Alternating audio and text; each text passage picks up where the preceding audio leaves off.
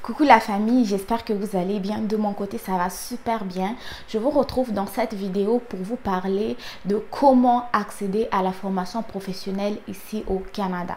Donc, j'ai remarqué que le sujet vous intéressait grandement. J'ai donc décidé de refaire une vidéo pour mieux vous guider à ce sujet. Donc, pour les personnes qui sont intéressées par la formation professionnelle au Canada, vous devez savoir que la formation professionnelle est disponible dans plusieurs provinces, mais moi, je vais parler plus de la province du Québec.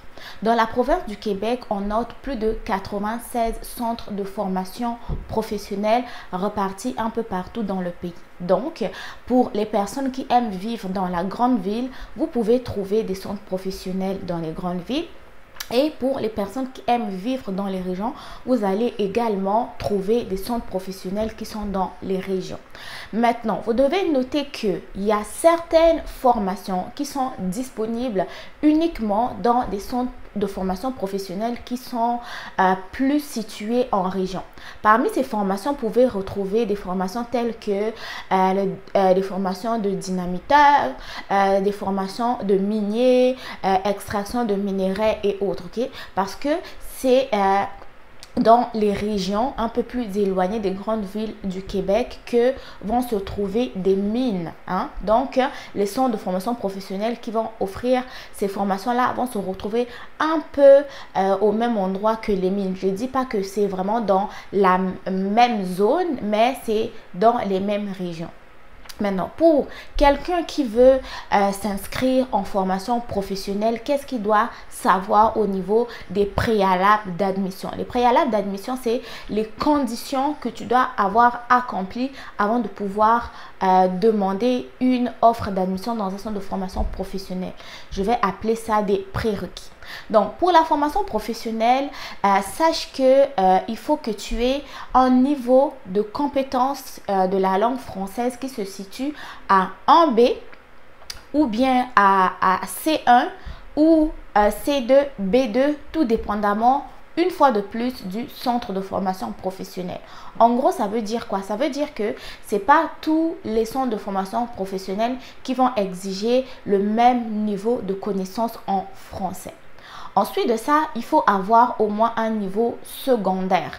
Un niveau secondaire par rapport au niveau ou au système scolaire français, ça équivaut un peu au niveau collège ou début lycée, quoi. Ok, donc si vous avez votre BEPC, si vous avez terminé soit votre première ou votre seconde, vous pourrez être admissible à une formation professionnelle. Ok.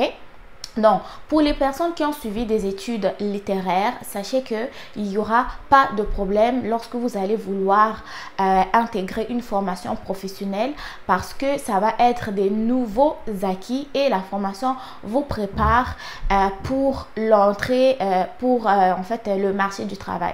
Admettons qu'il y ait des conditions supplémentaires par rapport à votre admission, ne vous inquiétez pas, les centres de formation professionnelle vont toujours discuter avec vous pour vous dire que par rapport à ton cheminement antérieur et le programme que tu veux suivre, par exemple si c'est un programme en santé, il faudrait que tu aies au moins fait tel cours. Mais pour les personnes qui sont plus intéressées par la formation de préposé aux bénéficiaires, parce que c'est vous qui avez été nombreux dans les commentaires, sachez que avec votre niveau BEPC ou début lycée, vous pouvez vous inscrire à la formation. Ok, vous allez tout apprendre là-bas.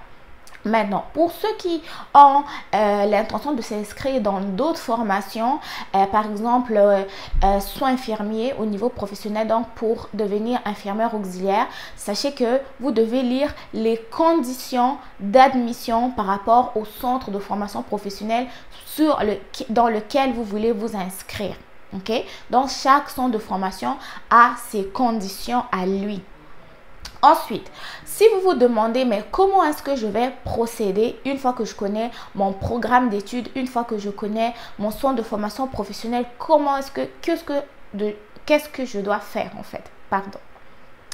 Pour vous inscrire en centre de formation professionnelle, vous devez faire une demande d'admission. Okay? La demande d'admission, vous pouvez la faire de deux manières. Soit vous allez directement sur le portail du centre de formation professionnelle qui vous intéresse, ou vous pouvez vous rendre sur la plateforme de Québec Métiers d'Avenir. Pour ceux qui veulent aller sur la plateforme Québec Métiers d'Avenir, vous devez noter que là-bas, l'admission coûte 300 $. Ensuite, lors de votre demande d'admission, vous devrez démontrer déjà la capacité financière et aussi, sachez qu'ils vont vous exiger un test de français si vous n'avez pas suivi un cursus universitaire en français. Donc, pour ceux qui voudront faire des admissions via la plateforme Québec Métiers d'Avenir dans un programme donné, il faut que vous ayez au moins un niveau universitaire en français. Okay? Ça, c'est pour les conditions d'admission. Une fois que vous aurez terminé votre processus d'admission, donc vous aurez rempli les documents demandés, démontré la capacité financière, payé les frais de 300 $, ils vont vous mettre en contact avec une agente qui va pouvoir vous guider tout au long de votre formation. Maintenant, en ce qui concerne les frais ou les coûts de scolarité, ils dépendent du type de programme. Chaque programme a un prix spécial. Ok, je ne peux pas vous dire tel programme coûte tant, tel programme coûte tant. J'ai déjà fait une vidéo dans laquelle je vous montrais comment voir les coûts de scolarité d'une formation. Ok, donc de ce côté-là, sachez que les coûts vont vraiment varier dépendamment de la formation.